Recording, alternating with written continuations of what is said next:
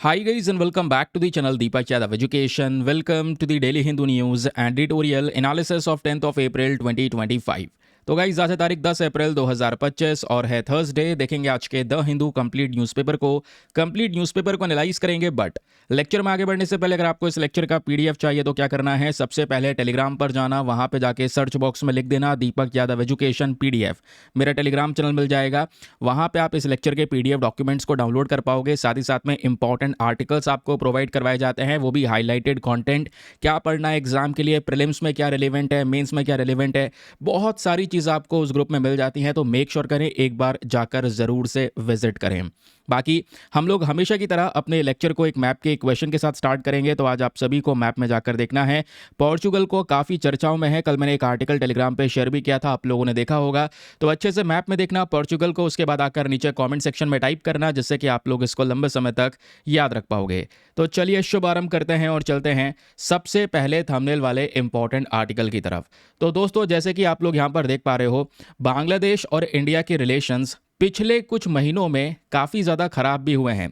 यूनुस के आने से पहले दोनों के रिलेशंस काफ़ी हद तक ठीक थे, क्योंकि शेख हसीना उस समय पर बांग्लादेश की प्रधानमंत्री थी, है ना। उन्होंने रिलेशंस को मेंटेन करके रखा था। काफ़ी सारी ऐसे मैटर्स थे जहाँ पे दोनों मिलकर डिस्कशन करते थे, बातचीत करते थे। बट जब से ये प्रॉब्लम्स क्रिएट हुई हैं बांग्लादेश में, मोहम्मद यूनुस यहाँ पर बैठे हुए हैं, इंतरिम गवर्नमेंट संभाल रहे हैं, चीफ एडवाइज़र की तरह काम कर रहे हैं, है ना। अभी वहाँ पर कोई इलेक्शन कब होगा ये सब कोई जानकारी हमारे पास में है नहीं। सिचुएशन लगातार खराब होती चली जा रही थी और पिछले कुछ समय पर मोहम्मद यूनुस के जो स्टेटमेंट आए हैं ना, वो और भी ज़्यादा कंसर्निंग थे। स्टेटमेंट क्या थे, चाइना को अलाउ कर रहे हैं, है ना, हमारे नॉर्थ ईस्टर्न रीजन पर स्टेटमेंट दे रहे हैं। इनकी यहाँ पर इतनी ज़्यादा मतलब आप कह सकते हैं कि ये करेज हो चुका है कि अब नॉर्थ ईस्ट इंडिया को लेकर भी स्टेटमेंट्स आ रहे थे मोहम्मद यूनुस की साइड से। नाउ फाइनली यहाँ पर दोस्तों बांग्लादेश को एक बड़ा झटका लगा है, वो भी इंडिया की साइड से। और वो क्या है दोस्तों, आइए चलिए हम समझते हैं। एक अग्रीमेंट हम लोगों ने बांग्लादेश के साथ में किया था, जिससे बांग्लादेश को व्यापार में बहुत फ़ायदा होता था। वो हमारे ज़रिए भूटान को, नेपाल को अपना सामान एक्सपोर्ट कर पाते थे। नाउ फाइनली दोस्तों यहाँ पर अब वो इंडिया की सहायता नहीं लेंगे, अब अलग से वो एक्सपोर्ट इंपोर्ट जो भी करना चाहते हैं कंट्रीज़ के साथ में कर सकते हैं, लेकिन इंडिया अपना रास्ता नहीं देने वाला बांग्लादेश को, जिससे नो डाउट ट्रेड के ऊपर में स्पेशली बांग्लादेश का जो गारमेंट्स का या आप कह सकते हैं टेक्सटाइल इंडस्ट्री है, उस पर एक बड़ा इम्पैक्ट भी पड़ने वाला है। चलिए थोड़ा सा इसको विस्तार से समझते हैं। आज के पेपर में काफ़ी सारे टॉपिक्स हैं जो काम के हैं, आप लोग देख भी पाओगे। जो अभी हम बांग्लादेश वाले टॉपिक की बात कर रहे हैं ना, वो भी आज के अखबार में ही प्रेजेंट है। पेज नंबर 1 पे आपको ये न्यूज़ आर्टिकल देखने को मिल जाएगा, आपके सामने ये प्रेजेंट है दोस्तों। आइए चलिए थोड़ा विस्तार से समझते हैं, कुछ फोटोज़ का भी उपयोग यहाँ पे हम लोग करेंगे। तो आप देख पाएंगे हेडिंग क्या है, India ends transshipment facility for Bangladesh exports sites congestion. अब देखो इंडिया ने ये नहीं बोला कि यूनुस ऐसे ऐसे स्टेटमेंट दे रहे हैं, इस तरीके से हरकत कर रहे हैं, इस वजह से हम यहाँ पर कोई ट्रेड रोक रहे हैं या फिर ये अग्रीमेंट को हम एंड कर रहे हैं, ऐसा कुछ नहीं बोला है।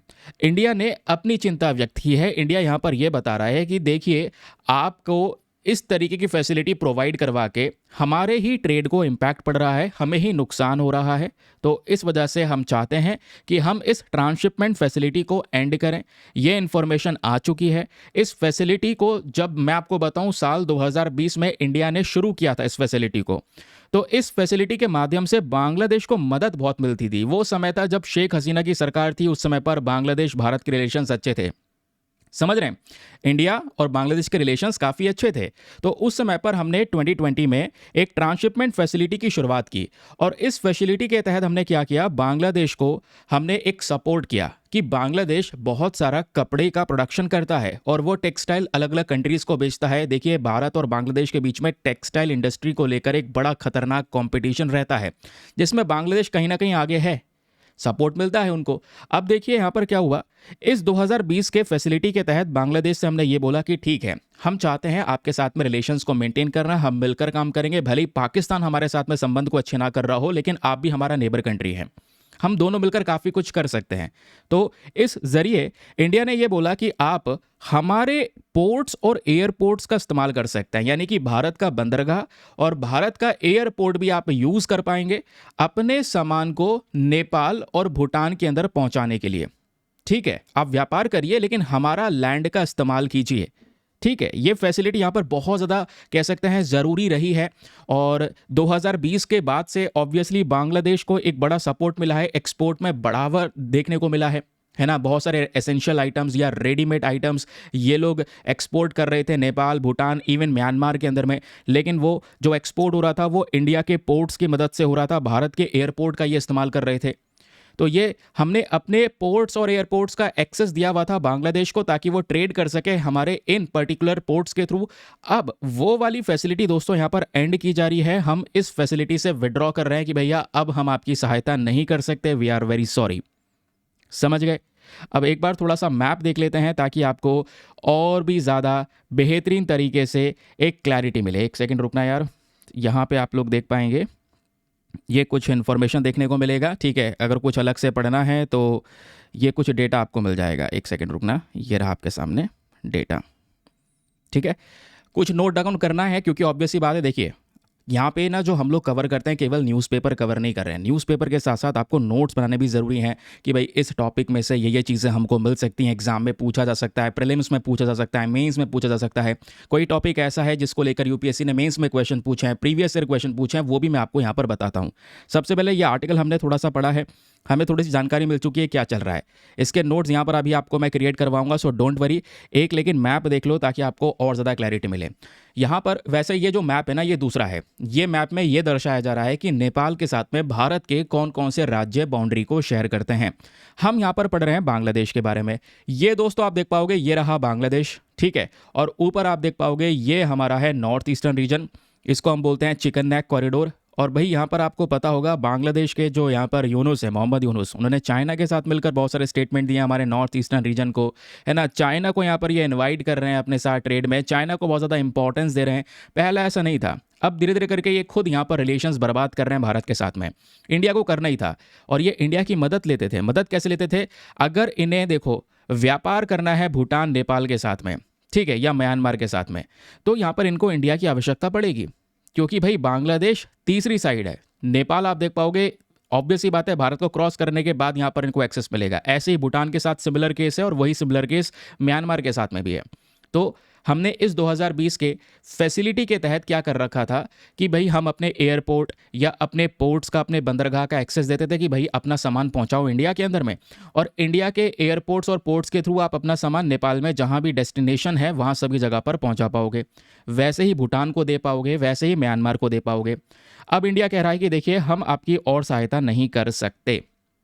समझ गए? तो ये जो मूव चला गया इंडिया की साइड से ये ज़रूरी था, मैं कहूँगा बहुत ज़रूरी था। रीज़न ये था पिछले कुछ समय पर बांग्लादेश कुछ भी कर रहा है, कुछ नहीं सोच रहा कि इसके कॉन्सिक्वेंसेस क्या हो सकते हैं, इंडिया कोई एक्शन लेगा नहीं लेगा, इसमें लग रहा है कि आज करते रहेंगे हम लोग। ज़रूरी था। लेकिन मैं आपको फिर बता दूँ, यहाँ पर ये नहीं बोला गया है कहीं पर भी कि जैसे जैसे रिलेशंस इंपैक्ट हो रहे हैं हम उसकी वजह से ये एक्शन ले रहे हैं। ऑब्वियस सी बात है, क्यों बोला जाएगा? इंडिया ने ट्रांसशिपमेंट फैसिलिटी से विड्रॉ किया है, उसके पीछे का रीज़न ये बोला है कि देखिए हमें थोड़ा सा कंजेशन को फेस करना पड़ रहा है, क्योंकि टेक्सटाइल की जब बात आती है तो भारत भी यहाँ पर टेक्सटाइल में बहुत बड़ा प्रोड्यूसर है, तो हम भी यहाँ पर एक्सपोर्ट करते हैं, तो हमें भी एयरपोर्ट्स और अपने पोर्ट्स की आवश्यकता है, उसी के थ्रू तो हम भी एक्सपोर्ट करते हैं ना।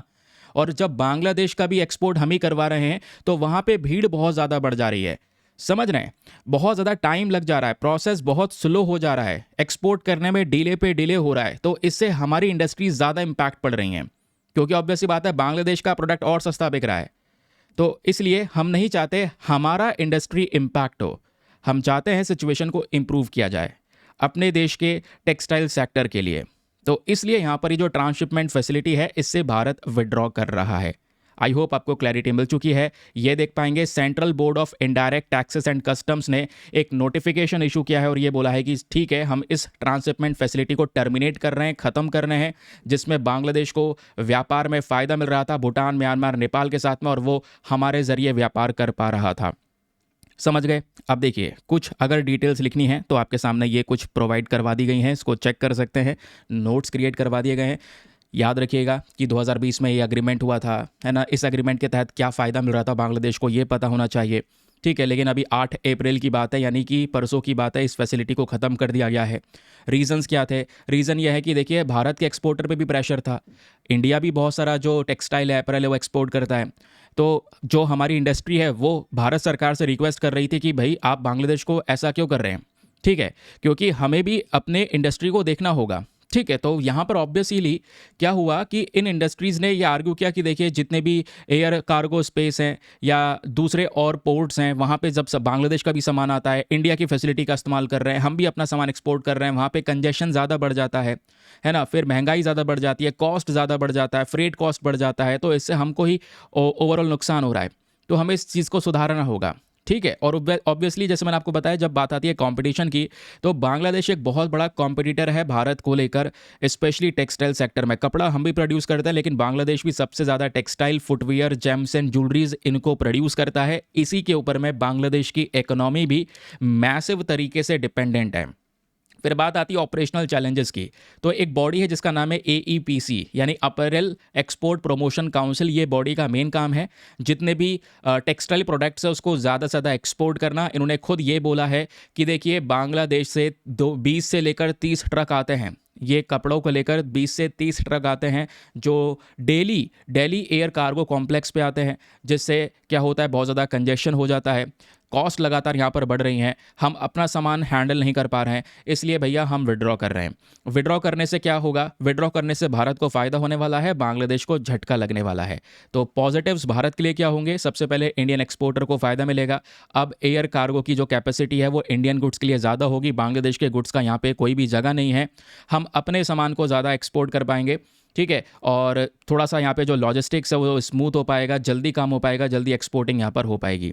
और जो एक अनफेयर एडवांटेज बांग्लादेशी एक्सपोर्ट्स को मिल रहा था वो अब यहाँ पर कहीं ना कहीं रुक जाएगा। उल्टा इसमें कंपटीशन चल रहा है, हम अपने आप को सपोर्ट करने के बजाय दूसरे को सपोर्ट कर रहे थे। सिचुएशन थोड़ा सा इंप्रूव होगा। फिर उसके बाद दोस्तों बांग्लादेश के लिए कुछ नेगेटिव्स हैं, जैसे मैंने आपको बताया, इसमें ऑब्वियसली लॉजिस्टिक्स को लेकर बड़ा झटका है। अब यहाँ पर इनको बहुत ज़्यादा कॉस्ट लगानी पड़ेगी।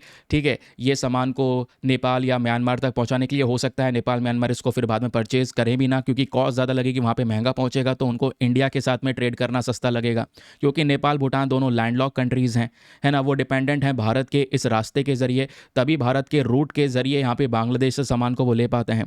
तो ये कुछ यहाँ पर इम्पैक्ट देखने को मिलेंगे।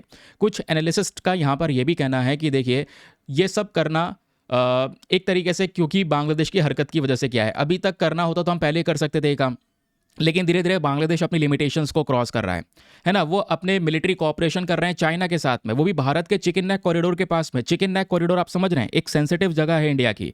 जब मैं बात करता हूं तो ये वही चिकन नेक कॉरिडोर है, पतला सा ये वो रास्ता जो भारत को नॉर्थ ईस्टर्न रीजन से जोड़ने का काम करता है। ठीक है, एक खूबसूरत पार्ट है नॉर्थ ईस्टर्न रीजन, ये भारत का हिस्सा है। हम और यहीं पर क्या कर रहा है कि बांग्लादेश चाइना की मिलिट्री को इनवाइट कर रहा है, उनके साथ में कोऑपरेशन कर रहा है। हम ये चीज़ नहीं बर्दाश्त कर सकते। तो फिलहाल किसी भी रूप में एक्शन लिया हो, कुछ भी कहा जा रहा हो, ये आपको सब कुछ समझ में आ चुका है कि मामला चल क्या रहा है एग्जैक्टली। ठीक है, बाकी अगर आप ऐतिहासिक रिलेशन देखोगे तो धीरे धीरे करके सिचुएशन इंप्रूव हो रही थी, लेकिन धीरे धीरे करके जैसे जैसे स्टेटमेंट दिए जाएंगे, जैसे जैसे कंट्रीज़ यहाँ पर करेगी, ऑब्वियसली जैसा भी हुआ है बांग्लादेश में उसके हिसाब से हमारा जो विश्वास है बांग्लादेश पे वो डिटेरियोरेट हुआ है, यानी धीरे धीरे करके यहाँ पर कम होता हुआ नजर आया है। समझ गए? और जियोपॉलिटिक्स में आपको पता है भाई, कोई किसी का दोस्त है नहीं, सब अपने सेल्फ इंटरेस्ट के लिए काम कर रहे हैं, चाहे वो बांग्लादेश हो, इवन कोई और देश क्यों ना हो। ठीक है, क्लियर हो गया? चलिए दोस्तों, पहला आर्टिकल होता है हमारा समाप्त। आते हैं अगली इंपॉर्टेंट खबर की तरफ। अब अगले न्यूज़ पर बढ़ने से पहले एक छोटी सी और इंपॉर्टेंट सी इन्फॉर्मेशन, अगर आप लोग हमारे पेड ग्रुप्स को ज्वाइन करना चाहते हैं, आपके पास में बढ़िया मौका है इसको ज्वाइन करने के लिए।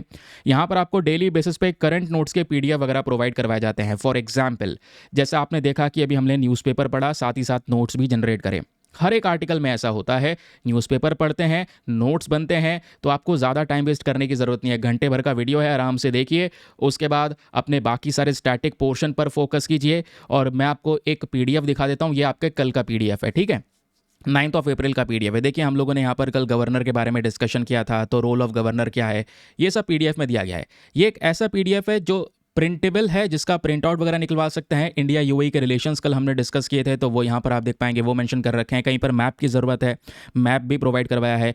क्यों डिस्कस कर रहे हैं, तो आर्टिकल भी यहाँ पर लगा दिया गया है कि ये क्यों चर्चाओं में था, कौन सी तारीख में, किस पेज नंबर पर, सब कुछ यहाँ पर आप चेक कर पाएंगे। फिर अगेन मुद्रा लोन चर्चाओं में था, तो देखिए दोस्तों, ये मुद्रा लोन को लेकर सारी डिटेल्स हैं, है ना। जो अपडेट हुआ है वो अपडेट इसमें लगा दिया गया है। इस आर्टिकल से प्रीवियस ईयर क्वेश्चन यूपीएससी ने पूछा है, तो 2016 का ये क्वेश्चन आपके सामने लगा दिया गया है। ठीक है, ऐसे नोट जनरेट हो रहे हैं। और ये जो नोट्स है दोस्तों आपके, ये हिंदी में भी प्रोवाइड करवाए जाते हैं। ये आपके सामने हिंदी का पीडीएफ आपको नजर आ रहा होगा। तो चाहे वो हिंदी मीडियम के एस्पिरेंट्स हो या इंग्लिश मीडियम के एस्पिरेंट्स हो, दोनों के लिए ये ग्रुप बहुत ही ज़्यादा हेल्पफुल है। और इस ग्रुप में ज्वाइन करने का फी पेमेंट बहुत ही ज़्यादा मिनिमम है, just 499 for the lifetime access. जब तक आपका सिलेक्शन ना हो जाए तब तक आप 499 में ग्रुप को ज्वाइन करके रख सकते हैं। और ज्वाइन करने के लिए पहले व्हाट्सएप पे जाना है। यहाँ पर आपको एक नंबर दिया गया है 8534873368। इस नंबर पर मैसेज कर देना कि I want to join this group. वहाँ पे आपको रिप्लाई मिलेगा, पेमेंट का प्रोसेस दिया जाएगा, उससे ज़्यादा इंपॉर्टेंट डेमो वीडियो का लिंक मिलेगा। उसको देखना, चेक करना और देखना कि मुझको कहाँ पर क्या फ़ायदा होगा। अपने आप को कंप्लीटली सेटिस्फाई करने के बाद में जाकर ये इन्वेस्टमेंट आप सभी लोग कर सकते हैं। ठीक है, चलिए बाकी एक बात बता दूं, ये जो इन्वेस्टमेंट आप करोगे ना, हैंड टू हैंड आपका अमाउंट रिकवर हो जाएगा। क्योंकि ऐसा नहीं है कि आज ज्वाइन करोगे तो आज से पीडीएफ मिलने शुरू होंगे। दोस्तों, पुराने सारे पीडीएफ आपके हाथ में एकदम से आ जाएंगे ग्रुप को ज्वाइन करने के बाद में। तो अमाउंट रिकवरेबल है, वो भी हैंड टू हैंड। ठीक है, चलिए दोस्तों अगली खबर पर आते हैं। ये टॉपिक हमारे लिए बहुत ज़्यादा काम का है और धीरे धीरे करके आप देख पाओगे टैरिफ वॉर को लेकर नए नए अपडेट्स आ रहे हैं। लेकिन करंट समय पर जैसा आप देख पाओगे, अब जो है ना, जो डोनाल्ड ट्रंप है वो ज़्यादा एरोगेंट दिखाई पड़ रहे हैं। उनके कुछ ऐसे स्टेटमेंट आ रहे हैं जो स्टेटमेंट स्पेशली एक वर्ल्ड लीडर को या एक कंट्री के, एक इंपॉर्टेंट कंट्री के लीडर को नहीं यूज़ करना चाहिए। वो आपने देखा होगा मैं किस स्टेटमेंट की बात कर रहा हूँ। कल क्या क्या मतलब भद्दे से कमेंट करे गए हैं दुनिया भर के लीडर्स के बारे में, कि मतलब कुछ नहीं समझ रहे दूसरे कंट्रीज़ के बारे में। जो कुछ है वो यहाँ पर केवल और केवल यूएसए है। I don't know why. अब यहाँ पर आपके सामने देख पाओगे, जैसे ये टैरिफ वॉर शुरू होता है 2 अप्रैल से। 3 अप्रैल में धमाका हुआ पूरे दुनिया में कि भाई इस देश के ऊपर में इतना इतना टैरिफ लग चुका है ना। जैसा आपको पता है, इंडिया के ऊपर में 26% टैरिफ लगाया गया। चाइना पे स्टार्टिंग में 34% टैरिफ था, बट ये इंक्रीज हो चुका है दोस्तों। पता है, धीरे धीरे करके यहाँ पर चाइना के ऊपर में टैरिफ बढ़ चुका है। और जिन भी कंट्रीज के साथ में नॉर्मल ट्रेड है, एक 10% का बेस टैरिफ रखा। 10% टैरिफ तो हर देश के ऊपर में लगा ही लगा है। ये कुछ सिचुएशन चल रही थी जिसकी वजह से यूएसए में प्रोटेस्ट होना शुरू हुए और दुनिया भर का स्टॉक मार्केट यहाँ पे एक अपने लोवेस्ट लेवल पर देखने को मिला। कुछ कंट्रीज़ में पिछले 15 सालों में स्टॉक मार्केट इतना नहीं गिरा था जितना स्टॉक मार्केट दोस्तों अब पिछले कुछ दिनों में गिरता हुआ नजर आया है। नाउ ये सब कुछ देखते हुए ट्रंप ने इन ग्लोबल टैरिफ के ऊपर में एक पॉज लगा दिया है। इसको अभी करंट समय पर रोक दिया है, ऐसा यहाँ पर बताया गया है। ठीक है, मतलब पॉज लगा है, 90 दिन का यहां पर पॉज लगा दिया गया है। ये आप देख पाओगे, US president announces pause of 90 days but raises a tariff on Chinese goods to 125%। Matter क्या है सुनिएगा। डोनाल्ड ट्रंप कहते हैं कि देखिए, जो भी मैंने यहां पर ये टैरिफ वगैरह इंपोज करें ये लगे रहेंगे। ठीक है, और ये कहते हैं कि 75 से ज़्यादा ऐसे देश हैं जो तैयार हो चुके हैं यूएसए के साथ में नेगोशिएट करने के लिए, बातचीत करने के लिए। ठीक है, कि हाँ ठीक है, चलिए आइए कुछ डिस्कस करते हैं। फॉर एग्जांपल इंडिया की बात करेंगे तो इंडिया भी निगोशिएशन कर रहा है, बातचीत कर रहा है अमेरिका के साथ में। पॉसिबिलिटी है कि इस साल के एंड तक कुछ ना कुछ यहाँ पर रास्ता निकाला जाए। जो ये 26% टैरिफ है इसको कुछ ना कुछ यहाँ पर कम किया जाए, इसके ऊपर भी पॉसिबिलिटी है। हम डिस्कशन कर रहे हैं, काफ़ी सारी कंट्रीज रेडी हो चुकी हैं कि ठीक है हम यूएसए के साथ बातचीत करेंगे। तो ट्रंप ये कहते हैं कि 75 से ज़्यादा देश तैयार हैं, तो तैयार हो चुके हैं, तो इसलिए मैंने अभी के लिए 90 दिन के लिए पॉज कर दिया है, 90 दिन के लिए रोक लगा दी है कि ठीक है 90 दिन बाद यहाँ पर डिसाइड होगा, तब यहाँ पर टैरिफ को वापस से इंपोज किया जाएगा। अब क्वेश्चन ये है कि चाइना को अभी भी क्यों नहीं छोड़ा गया। ट्रंप का यहाँ पर एरोगेंस सामने आया। ट्रंप यहाँ पर क्या कहते हैं सुनिए। डोनाल्ड ट्रंप ये कह रहे हैं कि मैंने जब ये टैरिफ को इंपोज किया था ना, तो टैरिफ को इंपोज करने के बाद में जो चाइना है, चाइना नहीं रुका। बाकी सारे देशों ने बातचीत करने के लिए यहाँ पर मेरे सामने आए, ये सब हुआ, लेकिन चाइना ने रेसिप्रोकल टैरिफ लगा दिया। चाइना बोल रहा है कि ठीक है हम भी आपके ऊपर 34% टैरिफ लगाएंगे। चाइना ने वापस 34% टैरिफ लगा दिया। ट्रंप कहते हैं चाइना को ये नहीं करना था, इसकी वजह से चाइना के ऊपर में इन्होंने 100% से ज़्यादा टैरिफ लगा दिया। करेंट समय पर चाइना के ऊपर में 125% टैरिफ को इंपोज कर दिया ट्रंप ने।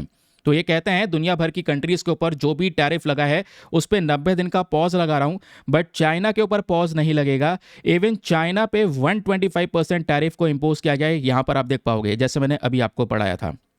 ठीक है, ये आप देखोगे US pauses most new tariffs for 90 days, लेकिन जो 10% का बेस रेट इन्होंने सेट किया था सभी कंट्रीज पे वो मेंटेन करके रखेंगे कि 10% तो टैरिफ सभी देशों पे रहने वाला है। ठीक है, बाकी जो इतना एक्स्ट्रा लगा रखा था है ना 24%, 36%, 37%, 50%, वो रोक दिया गया है। 10% यहाँ पर अभी के लिए सभी कंट्रीज पर रहने वाला है फॉर द नेक्स्ट 90 डेज। अब यहाँ पर देखोगे चाइना ने रिटेलिएशन किया था। चाइना ने बस खाली रिटेलिएशन किया। चाइना ने बोला कि देखिए हम भी यहाँ पे यूएस से जो सामान इंपोर्ट कर रहे हैं उस पर हम भी टैक्सेस लगाएंगे। यूएस ने इसको हिट बैक कर दिया है। ट्रंप इस चीज़ को यहाँ पर कहीं ना कहीं फेस नहीं करना चाहते। ट्रंप ये कह रहे हैं कि चाइना ऐसा कर कैसे सकता है, मेरे आगे इसने इस तरीके का स्टेटमेंट दिया कैसे, अमेरिका के सामने ऐसा स्टेटमेंट दिया कैसे। तो चाइनीज गुड्स पे इन्होंने 125%, पहले 104% था, धीरे धीरे बढ़ा रहे हैं ये। पहले 34%, 50%, 104%, नाउ फाइनली 125% टैरिफ चाइना के ऊपर इंपोज कर चुके हैं। यूरोपियन यूनियन पूरा खड़ा हो चुका है। पूरा यूरोपियन यूनियन की जब बात करता हूं तो इसमें 27 नेशंस हैं। दोस्तों ये देखोगे यूरोपियन यूनियन ने अर्लियर अभी कुछ समय पहले एक काउंटर अटैक को लॉन्च किया। करंट समय पर देख रहे हैं ये यूरोपियन यूनियन यूएसए का एलाए हैं, ये सारे के सारे इनके साथ संबंधी दोस्त हैं, अलग अलग ग्रुप्स में पार्टनरशिप को शेयर करते हैं। ये भी तैयार है काउंटर अटैक करने के लिए कि भाई हमें भी नुकसान हो रहा है अमेरिका के इस तरीके की टैरिफ पॉलिसी की वजह से।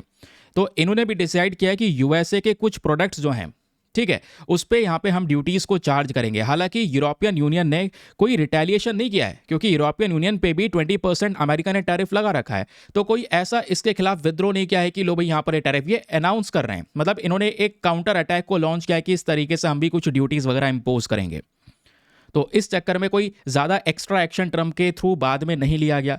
लेकिन आप देखोगे तो ये मेंशन करते हैं कि दुनिया की काफ़ी सारी कंट्रीज़ हमारे साथ में बातचीत करने के लिए तैयार हैं, है ना, चाहे वो जापान हो, साउथ कोरिया हो, है ना। तो ये सब अमेरिका आ रहे हैं, इन्होंने अपने अपने ग्रुप्स अमेरिका भेजे हैं बातचीत करने के लिए, डिस्कशन करने के लिए।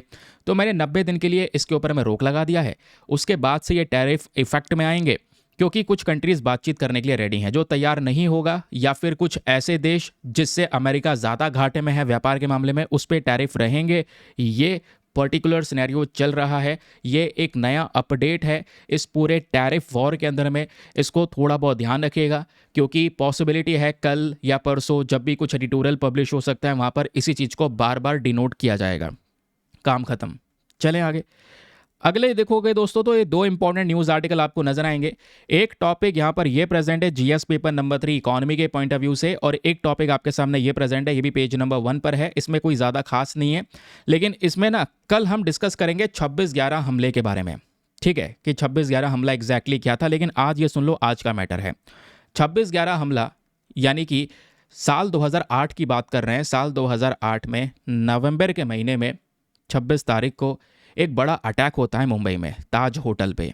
ठीक है, अब वो जो अटैक होता है उस अटैक में काफ़ी सारे लोग शामिल थे, कुछ पकड़े गए, है ना। अब यहाँ पर आप देख पाओगे बात हो रही है एक और व्यक्ति जिसका नाम है तहावुर राणा।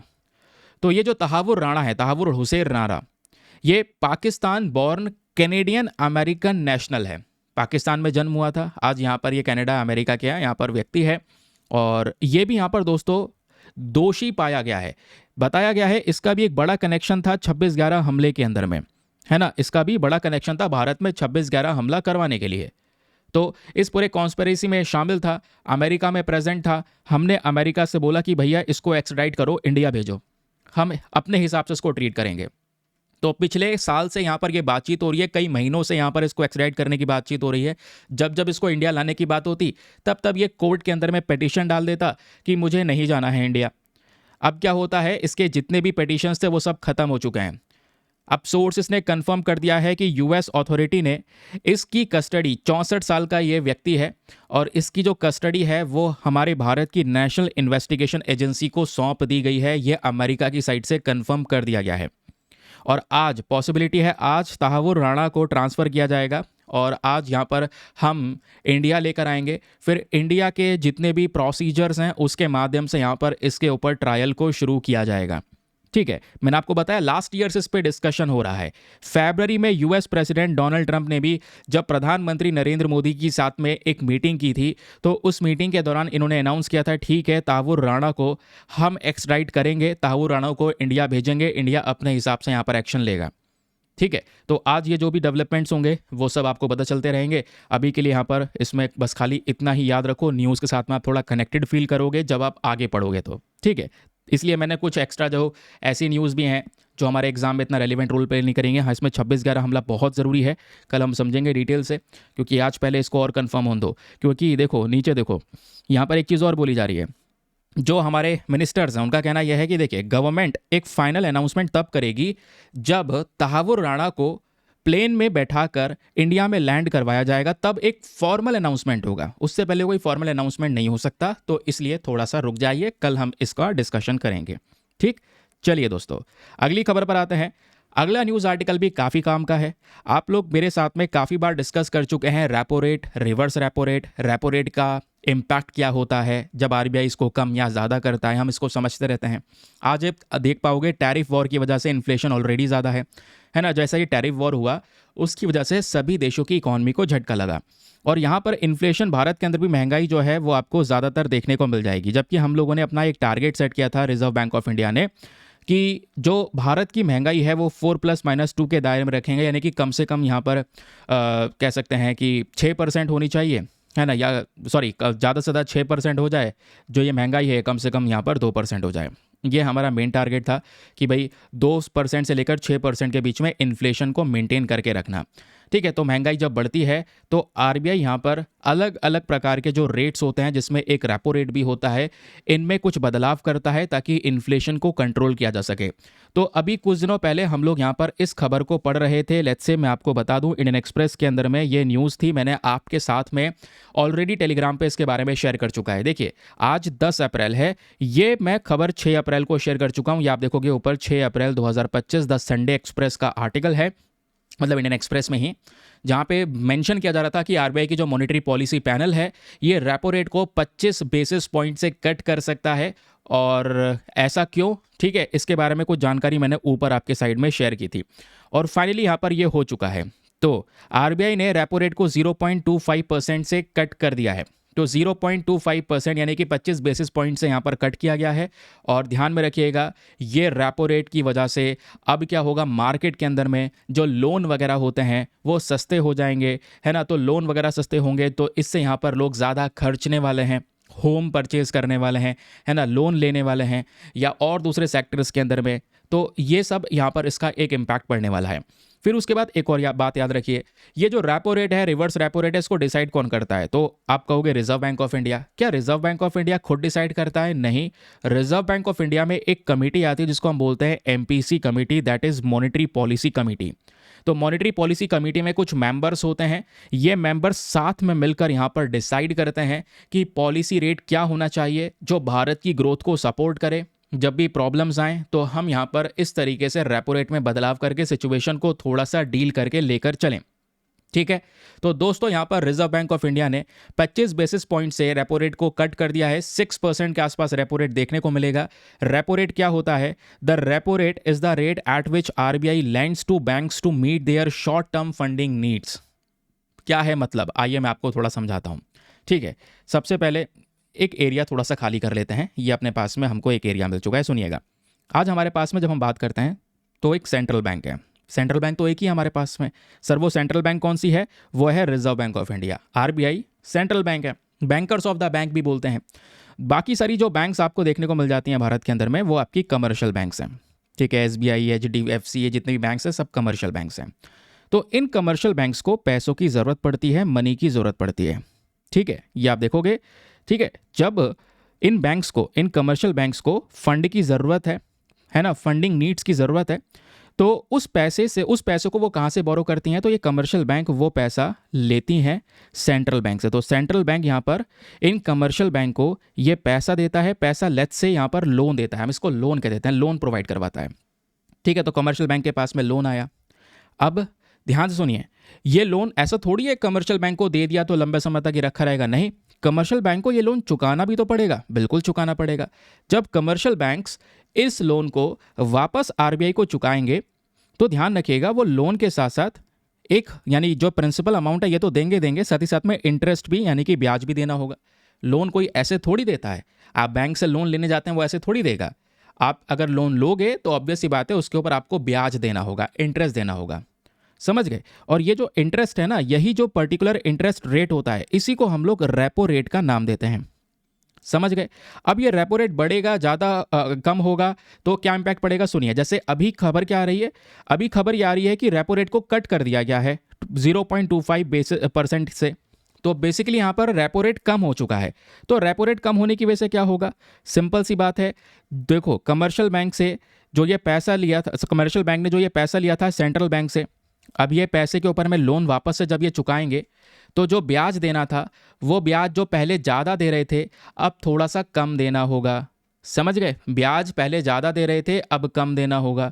कम देना होगा तो मार्केट में जो ये लोन देंगे वो भी ऑब्वियस सी बात है सस्ता देंगे, समझ रहे हैं। क्योंकि फॉर एग्जाम्पल अब थोड़ा सा इसका उल्टा करके समझिए। देखिए अगर मान लो ये रेपो रेट बढ़ रहा होता, यानी ये जो इंटरेस्ट है इस ब्याज को इंक्रीज कर रहे होते, तो ऑब्वियस ही बात है कमर्शियल बैंक को क्या करना पड़ता कि कमर्शियल बैंक जो भी लोन उठा रहा है इस लोन को जब वो चुकाएगा तो ब्याज ज़्यादा बढ़ा कर देगा। अब जब ब्याज ज़्यादा बढ़ा कर देगा क्योंकि रेपो रेट बढ़ गया है, तो अगर ब्याज ज़्यादा बढ़ाएगा तो कमर्शियल बैंक अपनी जेब से थोड़ी देगा पैसा, तो वो यहाँ पर मार्केट में लोन को महंगा कर देगा, ठीक है। कि भाई आप जो भी लोन लोगे वो लोन लो, ठीक है, लेकिन यहाँ पर आपको ज़्यादा इंटरेस्ट रेट देना पड़ेगा। अब इसी को कम कर देंगे तो मार्केट में वो लोन को सस्ता कर देगा, उस रेट को थोड़ा सा कम कर देगा, समझ गए। तो उस रेट को कम कर देगा तो मार्केट में क्या होंगे, जो होम लोन्स है वो सस्ते हो जाएंगे, ये आप देख पाएंगे। तो पॉलिसी रेट को कम किया गया है क्योंकि हम चाहते हैं ग्रोथ को सपोर्ट करना, इंटरेस्ट रेट को डाउन किया गया है ताकि यहाँ पर जो होम लोन्स हैं या दूसरे बोरोवर्स हैं उनको ज़्यादा सपोर्ट मिल सके। बस यही डेफिनेशन है आपकी रेपो रेट की। अब लिखना चाहो तो आपके पास में इन्फॉर्मेशन, ये नोट्स मैंने आपके प्रोवाइड करवा दिए हैं। What is repo rate? तो repo rate is the interest rate at which RBI पैसा देता है कमर्शियल बैंक्स को, ठीक है। लोअर रेपो रेट मतलब बोरोइंग जो है वो सस्ती हो जाएगी, है ना, इन्वेस्टमेंट बढ़ेगा, लोग ज़्यादा पैसा खर्च करेंगे, सिंपल चीज़ है, क्लियर हो गया। मार्केट में पैसा सर्कुलेट होगा। अब रेट कट होगा तो इससे इकोनॉमिक ग्रोथ पे क्या इंपैक्ट पड़ेगा, लोन सस्ते हो जाएंगे, इन्वेस्टमेंट बढ़ेगा। तो ये सब कुछ यहाँ पर अभी हम डिस्कस कर चुके हैं, इसमें कोई एक्स्ट्रा चीज़ नहीं है। एक चीज़ ज़रूर है पढ़नी, वो क्या है, आपकी मॉनेटरी पॉलिसी कमेटी। दोस्तों याद रखिएगा ये है वो मॉनेटरी पॉलिसी कमेटी, क्योंकि रेपो रेट अकेला आरबीआई डिसाइड नहीं कर रहा है, ये डिसाइड कर रही है मॉनेटरी पॉलिसी कमेटी।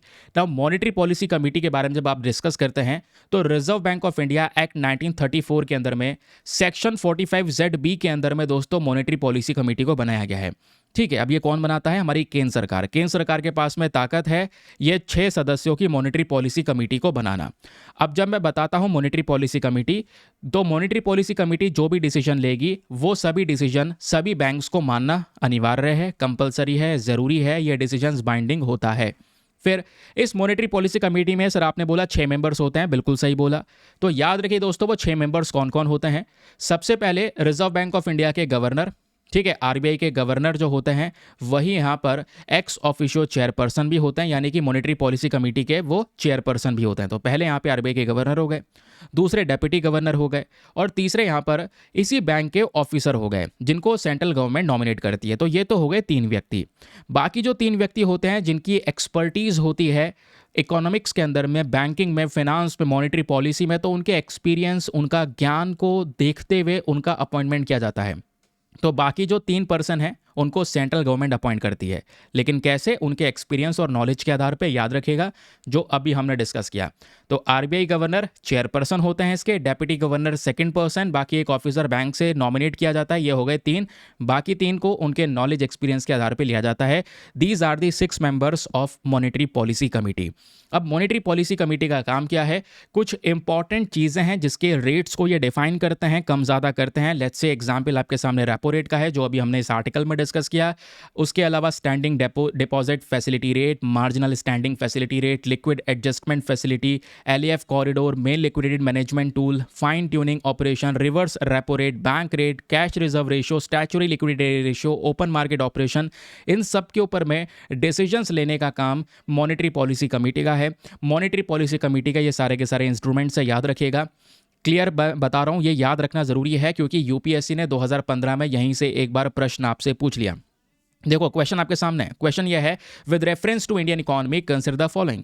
आपको 4 रेट्स दिए गए, bank rate, open market operation, public debt and public revenue, और आपसे पूछा गया कि बताइए इन चारों में से which of the above are the components of monetary policy.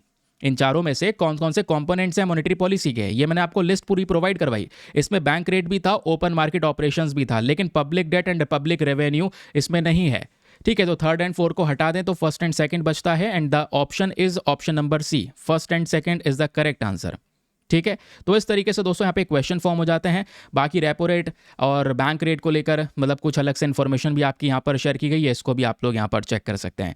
Repo rate क्या होता है, रिवर्स रेपो रेट क्या होता है, ये सब हम लोग समझ चुके हैं। चलिए दोस्तों, आई होप आपको क्लैरिटी मिल चुकी है। पूरे पेज पे बहुत काम के आर्टिकल्स थे, खत्म हो गया, यही है हमारा एनालिसिस। आगे आते हैं एक और आर्टिकल पर। आज अखबार में पेज नंबर 3 पर यह खबर मिलेगी, मेरे अनुमान से आने वाले समय पर बहुत सारे एग्जामिनेशन में नीलगिरी ताहर के बारे में प्रश्न बनने वाला है, क्योंकि लास्ट ईयर भी नीलगिरी ताहर काफ़ी ज़्यादा चर्चाओं में था और ये रेगुलर चर्चाओं में आ रहा है। अपने सर्वे की वजह से, खतरे में आने की वजह से नाउ वापस से चर्चाओं में आ चुका है। जीएस पेपर नंबर 3 एनवायरमेंट के लिए रेलिवेंट टॉपिक है दोस्तों। मैं आपको जितनी इन्फॉर्मेशन दूंगा केवल उतनी पढ़ के जाना।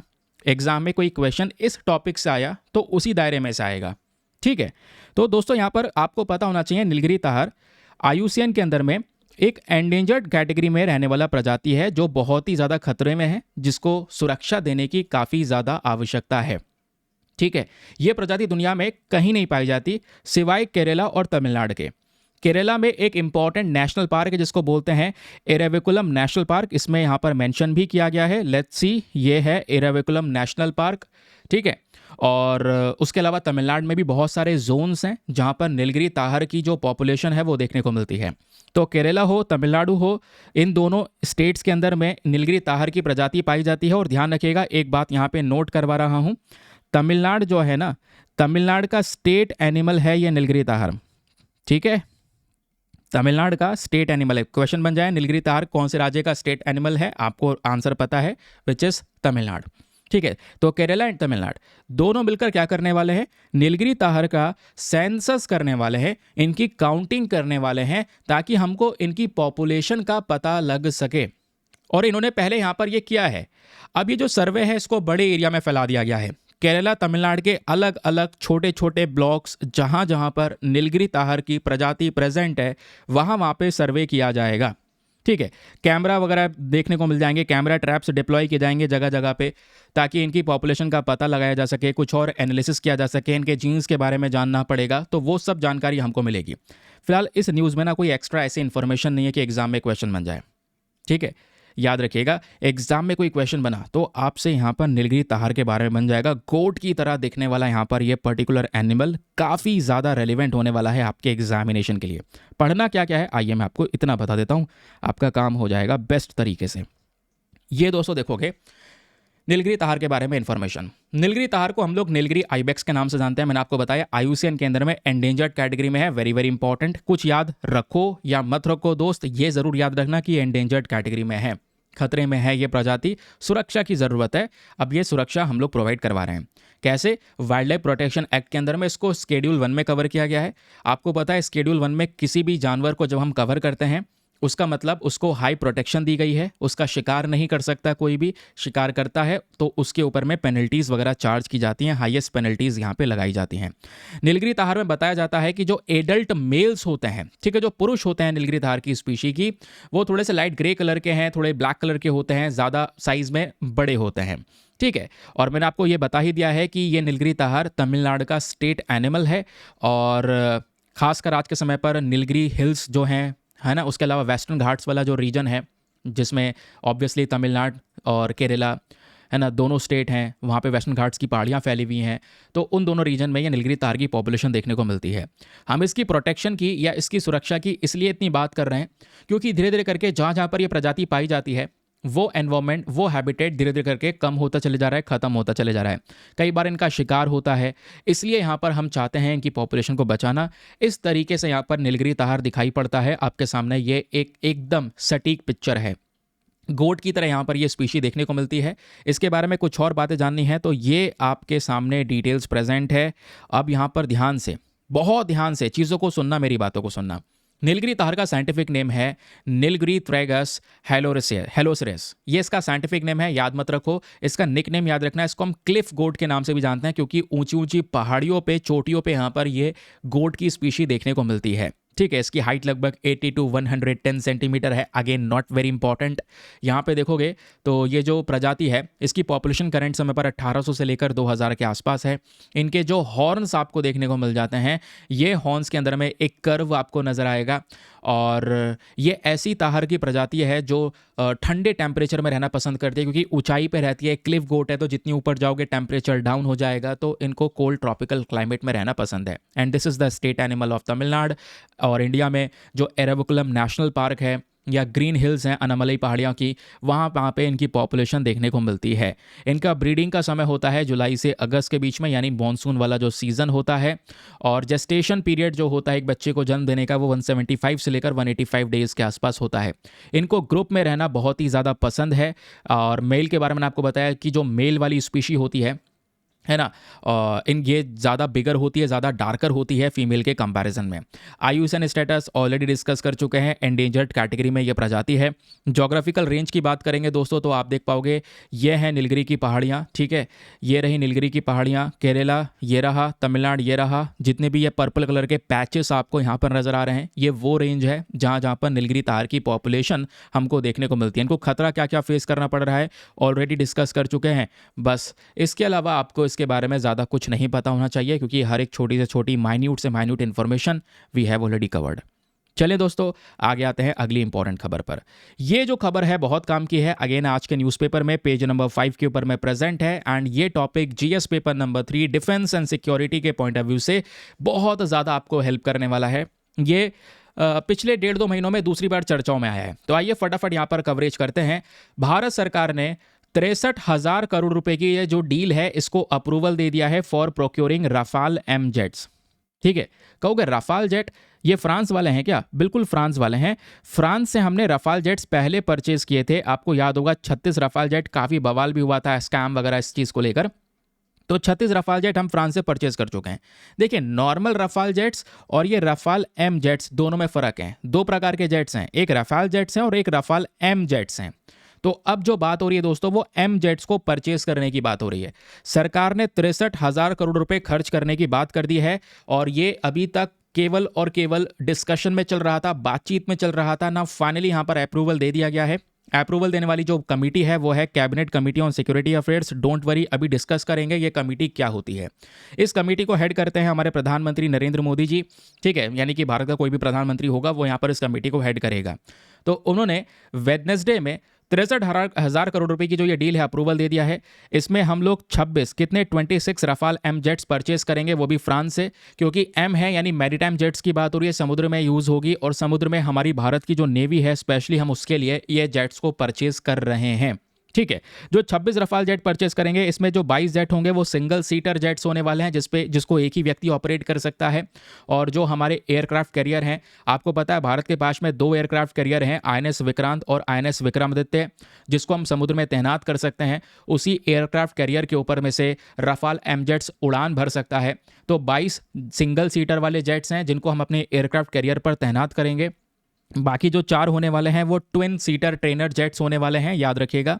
उसके अलावा cabinet committee on security affairs ने ये अप्रूवल दे दिया है और बोला जा रहा है कि देखो अभी ये अप्रूवल है, अभी भारत सरकार और फ्रांस की सरकार दोनों के बीच में जो ये फाइनल स्टेप है या जो कॉन्ट्रैक्ट ऑलरेडी साइन किया जाएगा उसमें थोड़ा सा यहाँ पे समय है।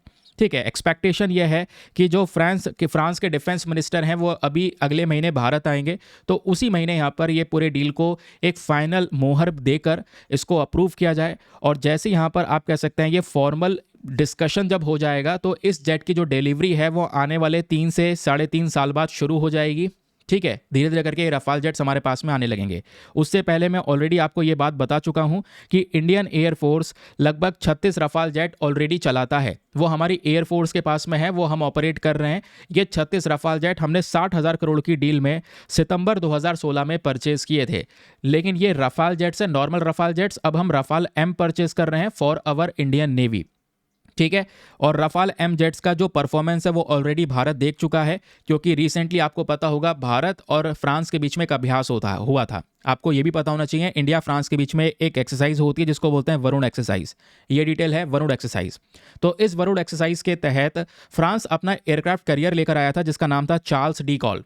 तो यहाँ पर इस एयरक्राफ्ट कैरियर पे से ये रफाल एम जेट्स को उड़ाकर दिखाया गया, जहाँ पे हम परफॉर्मेंस से संतुष्ट हुए। नाउ ये जो बातचीत है अब बिल्कुल अंत स्तर तक आ चुकी है। इस बातचीत की जो शुरुआत है वो जुलाई 13, 2023 में शुरू की गई थी।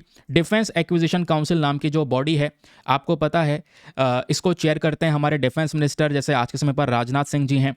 इन्होंने स्टार्टिंग में इसका अप्रूवल दे दिया कि हमें यहाँ पर ये जेट्स परचेज़ करने हैं।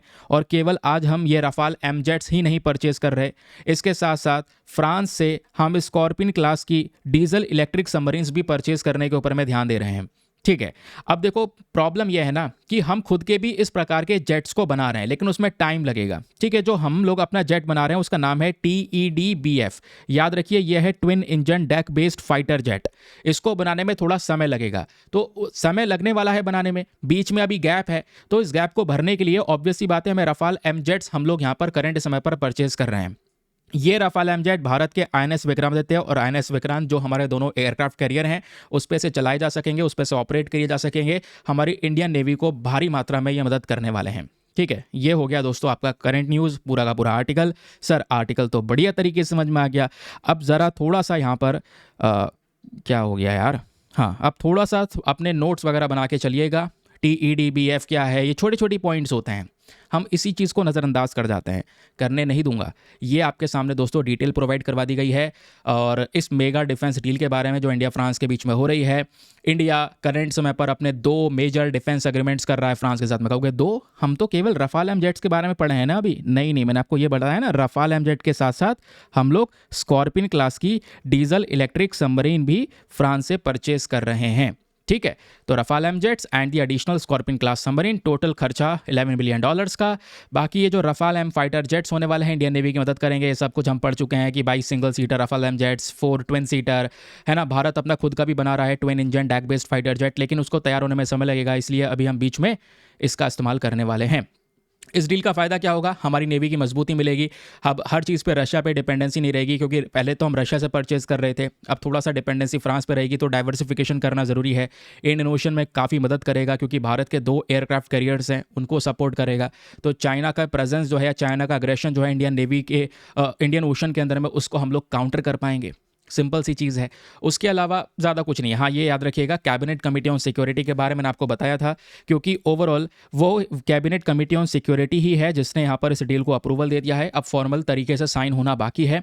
तो याद रखिएगा कैबिनेट कमेटी ऑन सिक्योरिटी क्या है।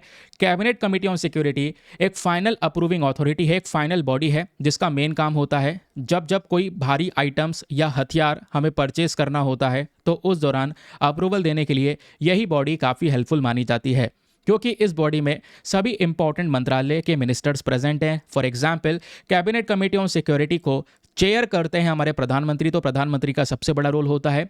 प्रधानमंत्री के अलावा दूसरे हमारे रक्षा मंत्री यानी डिफेंस मिनिस्टर, फिर आगे गृह मंत्री यानी होम मिनिस्टर, फिर आगे फिनांस मिनिस्टर, वित्त मंत्री, देन उसके बाद यहाँ पर एक्सटर्नल मिनिस्टर आ गए, है ना। तो ये सब शामिल होते हैं इस कैबिनेट कमेटी ऑन सिक्योरिटी के अंदर में। याद रखिएगा, एक बार cabinet committee on security approval दे देता है तो कॉन्ट्रैक्ट को ऑफिशियली साइन किया ही जाता है। तो अब ये अप्रूवल मिल चुका है, अब अगले महीने कॉन्ट्रैक्ट साइन हो जाएगा। उसके बाद कुछ साल बाद ये डील शुरू हो जाएगी, डिफेंस राफेल हमारे पास में आना शुरू हो जाएंगे। That's it. चलिए अगली खबर पर आते हैं। आज का जो ये आर्टिकल है पेज नंबर 6 पे प्रेजेंट है। अगेन बहुत इंपॉर्टेंट है, GS paper number 2 government schemes policies के पॉइंट ऑफ व्यू से इंपॉर्टेंट है। खबर क्या है, एक नई स्कीम को इंट्रोड्यूस किया गया है। स्कीम पुरानी है सर, उसके अंदर बस खाली एक सब सेक्शन छोटा सा अपडेट किया गया है। और वो जो स्कीम है वो हमारे इरिगेशन को लेकर है। जब मैं बात करता हूँ इरिगेशन, तो आपको पता है एग्रीकल्चर सेक्टर में, खेती बाड़ी के अंदर में सिंचाई का कितना बड़ा रोल है। सिंचाई के बिना खेती हो सकती है क्या? बिना पानी दिए खेती हो सकती है क्या? बिल्कुल नहीं। तो उस सिंचाई को सही ढंग से करना, सही ढंग क्या होता है? देखो सिंचाई करने के तरीके बहुत सारे होते हैं, आपने टाइप्स ऑफ इरिगेशन भी पढ़ा होगा। अभी नॉर्मली क्या होता है, पानी का अगर कहीं से सोर्स मिलता है तो उस पानी को यहाँ पर खेत में छोड़ दिया जाता है। और वो पानी इस तरीके से भरता रहता है, जिसको हम फ्लडिंग वाला इरिगेशन कहते हैं। पूरे खेत को पानी से भर दिया जाता है। लेकिन हमारी जो क्रॉप्स थी ना, फसल थी, उन फसल को इतने पानी की ज़रूरत नहीं थी। उन्हें थोड़ा सा पानी की आवश्यकता थी, उसी में वो ग्रो कर सकती थी। बट हमने एक्स्ट्रा पानी का इस्तेमाल किया, जिससे क्या हो रहा है, वाटर वेस्ट हो रहा है। ठीक है, तो हमें क्या करने की ज़रूरत है, हमें वाटर को एफिशिएंटली मैनेज करने की ज़रूरत है, ताकि सही तरीके से पानी का इस्तेमाल करके अच्छी फसलों को हम उगा सकें। इसलिए यहाँ पर दोस्तों नया स्कीम को शुरू किया गया था। याद रखिए, उस स्कीम के बारे में मैं आपको पढ़ा रहा हूँ, और उसका नाम है प्रधानमंत्री कृषि सिंचाई योजना। प्रधानमंत्री कृषि सिंचाई योजना, याद रखिएगा। इस स्कीम का मेन पर्पज़ है सही ढंग से हमारी खेतों को, हमारी फसलों को पानी दिया जा सके। और आपको पता है, इसलिए इरिगेशन के नए नए प्रकार आए। आपने ड्रिप इरिगेशन का नाम सुना होगा, आपने स्प्रिंकल इरिगेशन का नाम सुना होगा। इसमें क्या होता है, आइए थोड़ा सा मैं आपको इसके बारे में समझाता हूँ। सो डोंट वरी, कहाँ है ये वाली डिटेल कृषि योजना वाली। एक सेकेंड रुको, एक सेकेंड तो हो गया। हाँ, चल, कहाँ गया यार, लाया भी हूँ डिटेल या नहीं लाया हूँ पता नहीं। कहाँ गया, मुझे लगता है हाँ ये रही। अच्छा खासा जा रहे थे रास्ते में, बिल फिर से पलट गए। कोई बात नहीं। प्रधानमंत्री कृषि सिंचाई योजना के बारे में डिस्कशन हो रहा है ये, लेकिन अभी हमें देखना है टाइप्स ऑफ इरिगेशन के बारे में। तो ये डिटेल्स आपके सामने हैं, और ये रहा वो फोटो। ये देखो, ड्रिप इरिगेशन, सरफेस इरिगेशन, सब इरिगेशन, स्प्रिंकलर इरिगेशन। एक स्प्रिंकलर लगा दिया गया है, वो पानी का छिड़काव कर रहा है फसलों के ऊपर में। जितना पर ड्रॉप के हिसाब से फसल को पानी चाहिए होगा, उतना यहाँ पर उनको मिलता रहेगा, अपना उग जाएंगे और पानी कम लगेगा। तो वाटर का मैनेजमेंट अच्छी तरीके से हो पाएगा। यही हमारा कॉन्सेप्ट है इस प्रधानमंत्री कृषि योजना के अंडर। अब यहाँ पर देखोगे तो यूनियन कैबिनेट ने कल वेडनेसडे को अप्रूवल दे दिया है इसी में ही एक सब स्कीम का, यानी कि इस प्रधानमंत्री कृषि सिंचाई योजना के अंदर में एक सब स्कीम आ चुकी है दोस्तों। उस सब स्कीम का नाम क्या है, उसका नाम है command area development and water management. पूरा नाम है modernization of command area development and water management, which is MCADWM। इस इनिशिएटिव के तहत हम 1600 करोड़ रुपए खर्च करने वाले हैं 2025 से 26 के बीच में, ताकि इरिगेशन को और ज़्यादा इफेक्टिव बना सकें, इरिगेशन के पर्पज़ से एक अच्छा इंफ्रास्ट्रक्चर डेवलप कर सकें। ये हमारा मेन पर्पज़ है। समझ गए, बस इतना याद रखिएगा। अब आइए मेन कहानी के ऊपर में। एग्जाम में क्वेश्चन बना तो आपसे प्रधानमंत्री कृषि सिंचाई योजना के बारे में पूछ लेगा, तो आपको पता होना चाहिए इस स्कीम की शुरुआत की गई थी 2015 में। एक इम्पॉर्टेंट इरिगेशन फ्लैगशिप स्कीम है, जिसका मेन पर्पज़ है कि हमारे खेतों के अंदर में प्रोडक्टिविटी को इम्प्रूव करना, कम पानी में ज़्यादा फसल उगाना, जिससे जो पानी की स्कैरसिटी है ये प्रॉब्लम भी दूर हो सकेगी, वाटर को एफिशिएंटली हम मैनेज कर पाएंगे। यहाँ पर एक स्लोगन का इस्तेमाल होता है, विच इज़ मोर क्रॉप पर ड्रॉप। पर ड्रॉप पानी डालेंगे ड्रॉप वाइज, जिससे हमें ज़्यादा फसल मिलेगी, जो कि दर्शाता है सस्टेनेबल वाटर का मैनेजमेंट, जो ऑलरेडी यहाँ पे हम लोग कवर कर चुके हैं। प्रधानमंत्री कृषि सिंचाई योजना के अपने आप में बहुत सारे ऑब्जेक्टिव्स हैं, याद रखिएगा। पहला इसका ऑब्जेक्टिव है कि इरिगेशन सेक्टर में इन्वेस्टमेंट करना, जितना भी कल्टीवेशन है उसमें सही तरीके से हर खेत को पानी प्रोवाइड करवाना, वाटर यूज़ एफिशिएंसी को बढ़ाना ताकि वाटर का जो वेस्टेज है वो कम हो सके, और प्रिसीजन एग्रीकल्चर करना, यानी सटीक तरीके से सही जगह पर आप कह सकते हैं सिंचाई करना, ताकि पानी को लेकर हम थोड़ा सा ज़्यादा सेंसिटिव रहें, एनएस का मैनेजमेंट हो सके। अब ध्यान रखिए, प्रधानमंत्री कृषि सिंचाई योजना के कुछ मेजर कंपोनेंट्स भी हैं। ये स्कीम वैसे तो यहाँ तक थी, लेकिन इसके कंपोनेंट्स भी हैं। सबसे पहली चीज़ इसका कंपोनेंट आता है AIBP, that is accelerated irrigation benefit programme. Ministry of Jal Shakti के अंडर में है। इसका मेन काम है जो इरिगेशन जगह जगह पे प्रोजेक्ट हम लगा रहे हैं, क्योंकि प्रोजेक्ट मतलब अभी आप स्प्रिंकल इरिगेशन करना चाहते हैं तो उसके लिए स्प्रिंकलर लगाने होंगे या नहीं लगाने होंगे, बिल्कुल लगाने होंगे। तो इसके लिए यहाँ पर क्या होता है, हमें इन्वेस्टमेंट करना है, वो जो इंफ्रास्ट्रक्चर है वो डेवलप करना है। फिर दूसरा कंपोनेंट है इसका हर खेत को पानी, जहाँ पर इंश्योर करना ज़रूरी है कि हर एक खेत को अच्छे खासे लेवल में पानी मिल सके, उसके लिए इरिगेशन इंफ्रास्ट्रक्चर प्रोवाइड करवाना।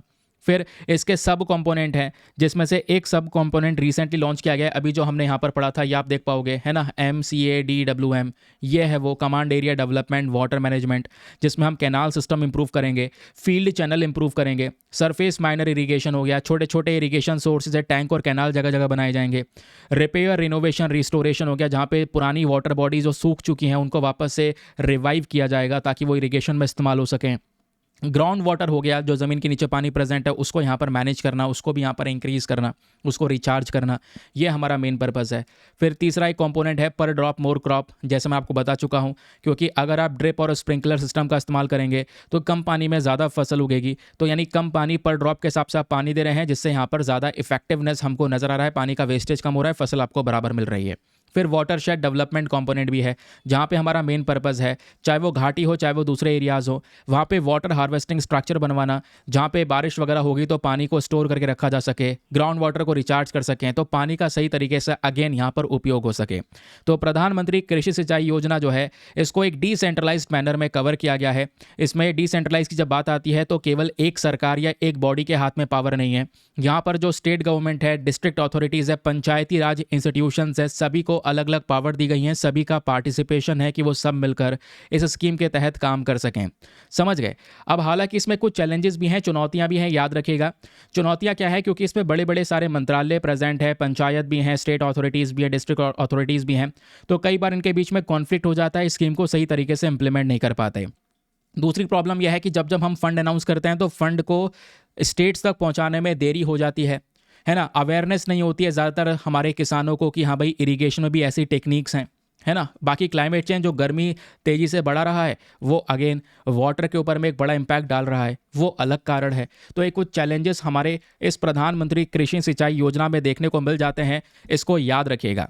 बाकी दोस्तों, इसी टॉपिक से, इसी योजना से मैंने आपको एक मेंस का क्वेश्चन दिया है, इसको अटेम्प्ट कीजिएगा, बहुत इंपॉर्टेंट है, आने वाले एग्जाम में हेल्प कर सकता है। क्वेश्चन यह है, discuss the objectives and importance of प्रधानमंत्री कृषि सिंचाई योजना इन ट्रांसफॉर्मिंग इंडियाज एग्रीकल्चर। 250 शब्द का आपने ये आंसर लिखना है। और देखो, मैं 15 मार्क्स की जगह 150 मार्क्स लिख दिया है, ठीक है। 15 मार्क्स का यहाँ पर ये क्वेश्चन है, ठीक है। अब दोस्तों यहाँ पर करना क्या है कि जो मैंने अभी आपको बढ़ाया है ऊपर, इस योजना के ऑब्जेक्टिव्स, इसके उद्देश्य, इसका इंपॉर्टेंस, वो समझाना है किस तरीके से यहाँ पर इसका उद्देश्य और इंपॉर्टेंस जो है वो भारत के एग्रीकल्चर सेक्टर को ट्रांसफॉर्म कर रहा है, चेंज कर रहा है। समझ गए? तो हिंदी में एक बार रीड कर देता हूं। तो भारतीय कृषि को बदलने में प्रधानमंत्री कृषि सिंचाई योजना के उद्देश्य और महत्व पर चर्चा करें। 250 शब्दों में लिखना है, 15 मार्क्स का क्वेश्चन है। और लिखने के बाद में कहाँ पे सबमिट करना है, फटाफट लिखने के बाद टेलीग्राम पे पहुंचना, वहां पे जाके सर्च बॉक्स में लिखना Deepak Yadav education mains group. जैसे आप फुल फॉर्म लिखोगे, मेरा टेलीग्राम चैनल मिल जाएगा, जहाँ पर 80,000 से ज़्यादा लोग जुड़ चुके हैं। आप भी जुड़कर अपने आंसर्स को लिखकर वहाँ पे सबमिट कर सकते हैं। अपने आंसर को सबमिट करने के साथ साथ एक छोटा सा काम और करना है, एटलीस्ट सभी लोगों को 2-2 आंसर्स रिव्यू करने हैं। जब आप सभी लोग 2-2 आंसर्स को रिव्यू करोगे, बहुत सारे फायदे होंगे आपको भी, सामने वाले को भी। आपको कुछ इंपॉर्टेंट पॉइंट्स मिलेंगे जिसको आप नोट डाउन कर सकते हैं। साथ ही साथ में आप कह सकते हैं, दूसरे को आप बता सकते हैं कि भाई आपके आंसर में ये चीज़ें अगर ऐसे होती तो ज़्यादा बेहतर होता। तो आपस में मिलकर कोऑपरेट करके इस ग्रुप में वर्क किया जाता है। आप भी इसके ज़्यादा से ज़्यादा जो बेनिफिट्स है वो उठा सकते हैं, ठीक है। आई होप आपको क्लैरिटी मिल चुकी है। हमारा जो सेशन है वो भी खत्म हो चुका है, ठीक है। तो ये था दोस्तों आज का डिस्कशन। आई होप मज़ा आया होगा। और बाकी कुछ भी नहीं है पढ़ने के लिए पेपर के अंदर में। एडिटोरियल देखोगे का वो सर एडिटोरियल नहीं है, बिल्कुल भी काम का नहीं है। आप लोग पढ़ सकते हैं, कोई भी ऐसी नई इन्फॉर्मेशन आपको नहीं मिलेगी। पढ़ चुका हूँ इसलिए बता रहा हूँ। उस पर टाइम वेस्ट कर देता ना तो ये सब चीज़ें छूट जाती। इसमें ज़्यादा से ज़्यादा चीज़ें काम की हैं, याद रखिए, ठीक है। अलग से नोट्स भी आपके जनरेट हो चुके हैं। चलिए फिर मिलते हैं आपसे अगले वीडियो में। आज के लिए bye bye, have a nice day, thank you and Jai Hind.